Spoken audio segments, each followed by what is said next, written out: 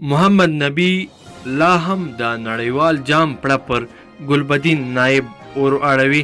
ګرانو لیدونکو السلام علیکم، وخت مو په خیر، ستړي مشئ. ویډیو را سره تر پایه پورې ګورئ. کوم ویډیو خوښه شوه لایک کړئ او نورو دوستانو سره هم شیر کړئ او زموږ د افغان ټیپس چینل هم در سره سبسکرایب کړئ. محمد نبی لا هم د نړیوال جام پړه پر ګلبدین نایب ور اړوي.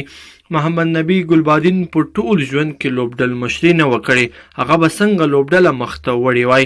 د بنګلادیش خلاف تر ټیسټ لوبې او تاریخي بریا وروسته له یاد پر مړ سره مخه کوونکی لوبغاړی محمد نبی د راشد ستاینه کړې او په نړیوال جام کې د خرابې کارکردګۍ لامل نړیوال جام ته نږدې د لوبډل مشر تغییر په ګوته کړی.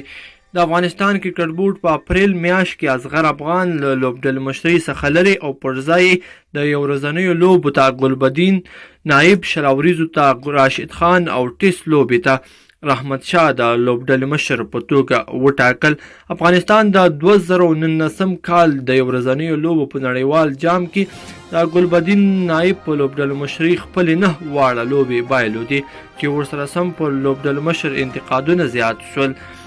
په ځانګړي ډول د پاکستان خلاف لوبو کې د نایب پریکړې تر انتقاد لاندې راغلې. دا بس نه و، د نړیوال جام وروسته مشهور روزونکي سیمنز هم له خپلې دندې استعفا ورکړه او لامل یې د هغې له اجازې پرته او په ناخوښۍ سره د لوبډلې مشر اصغر افغان لرې کول یاد کړل.